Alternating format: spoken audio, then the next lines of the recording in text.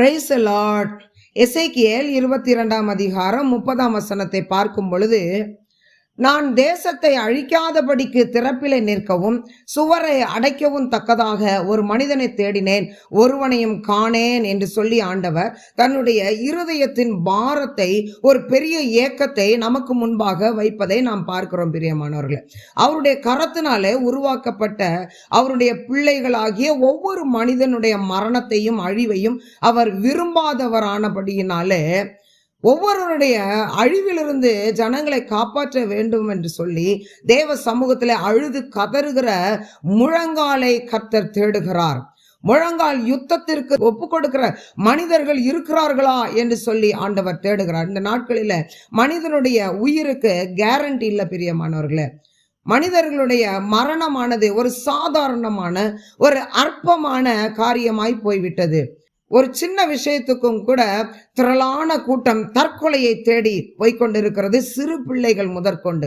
மறுபக்கம் பார்க்கும் பொழுது பாவத்திலே மூழ்கி சுகபோகமான வாழ்க்கையில தன்னை அழித்து கொண்டிருக்கிற கூட்டம் மறுபக்கம் கூட்டம் கூட்டமாய் போய்கொண்டிருக்கிறார்கள். பிரியமானவர்களே, நம்முடைய கண்களுக்கு முன்பாக இவைகளை எல்லாம் பார்த்து கொண்டிருக்கிற நாம் நம்முடைய முழங்காலை தேவ சமூகத்துல முடக்கி முழங்கால் யுத்தத்தில் இறங்குவோமே ஆனால் கட்டாயம் கர்த்தர் தேசத்துல பெரிய அசைவை ஏற்படுத்துவார், பெரிய மாற்றத்தை ஏற்படுத்துவார். பிரியமானவர்களே, இன்னைக்கு மறிச்சிட்டோம்னா நாளைக்கு நம்முடைய நிலைமை என்ன அப்படின்னு யோசிக்க கூட முடியாத மனிதர்களாய் தங்களுடைய இஷ்டத்திற்கு அழிவை தேடிக்கொண்டிருக்கிறார்கள். நெகேமியாவை குறித்து பார்க்கும் பொழுது, பாபிலோன் தேசத்துல அடிமையாக கொண்டு போகப்பட்டு அங்கே ராஜாவின் அரண்மனையிலே ராஜாவுக்கு பானபாத்திரக்காரனாய் அவன் வேலை செய்து கொண்டிருக்கிறான். ராஜாவுக்கு கொடுக்கப்படுகிற பானங்களில முதலாவது அவன் சாப்பிட்டு குடிச்சு அதுல ஏதாவது விபரீதம் விஷம் இருக்குதான்னு பார்த்து அதுக்கப்புறம் இவன் சொன்னதுக்கு அப்புறம் தான் ராஜா அந்த பானத்தை அவரு குடிப்பாரு, சாப்பிடுவாரு. பிரியமானவர்களே, அப்படிப்பட்ட ஒரு முக்கியமான நம்பிக்கையான ஒரு மனிதனாக அவன் அந்த இடத்துல வேலை செய்து கொண்டிருந்தான். ராஜாவுக்கு மிகவும் நம்பிக்கையானவன். அவனுக்கென்று அங்கே தனியான ஒரு ஸ்தானம் இருந்தது. அவனுக்கு தேவையான சகல எல்லாவற்றையும் சந்திப்பதற்கு நபர்கள் இருந்தார்கள். அவனுக்கென்று ஒரு தனி மரியாதை இருந்தது.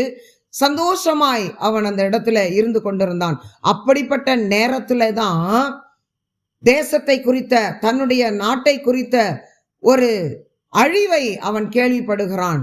எருசலேமின் அலங்கம், மதிர்ச்சுவர் தீக்கிரையாக்கப்பட்ட செய்தியை அவன் கேள்விப்படுகிறான். பிரியமானவர்களே, அதே இடத்துல இருந்து அவன் அழுது கதறுகிறான், ஆண்டவரே என்னுடைய தேசத்தை காப்பாற்றும், என்னுடைய ஜனங்களை காப்பாற்றும் என்று சொல்லி, நாங்கள் செய்த பாவங்களை எங்களுக்கு மன்னியும் என்று சொல்லி அவன் அழுது கதறுகிறான். ராஜாவுக்கு முன்பாக பானத்தை எடுத்துக்கொண்டு அவன் போகும் பொழுது ராஜா அவன் முகத்தை பார்க்கிறான். நீ என்னைக்குமே துக்க முகத்தோட இருந்தது இல்லையே, இன்னைக்கு உன்னுடைய முகம் ரொம்ப துக்கமா இருக்குது, என்ன காரணம்?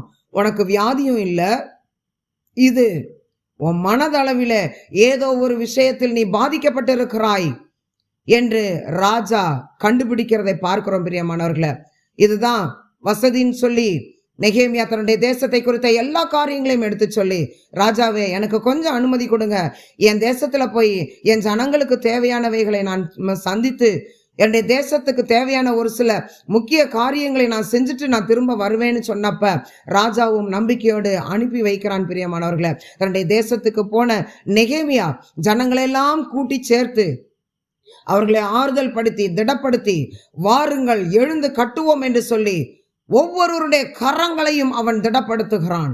அவனுடைய கரமும் திடப்படுகிறது. பிரியமானவர்களே, எல்லாரும் ஒன்று சேர்ந்து ஒற்றுமையாய் அலங்கத்தை அவர்கள் கட்டி முடிக்கிறார்கள்.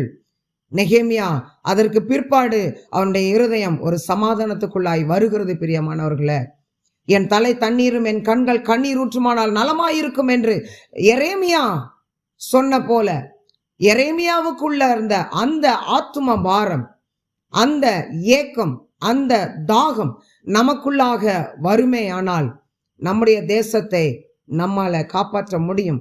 நம்மை முழங்கால் யுத்தத்திற்கு ஒப்பு கொடுப்போம். கர்த்தர் நம்மை பலப்படுத்தி பெரிய காரியங்களை செய்வார். தேசத்தை நாம் காப்பாற்றுவோம். பிரியமானவர்களே, கர்த்தர் தாமே நம் ஒவ்வொருவரையும் அளவில்லாமல் ஆசீர்வதிப்பார். ஆமென்.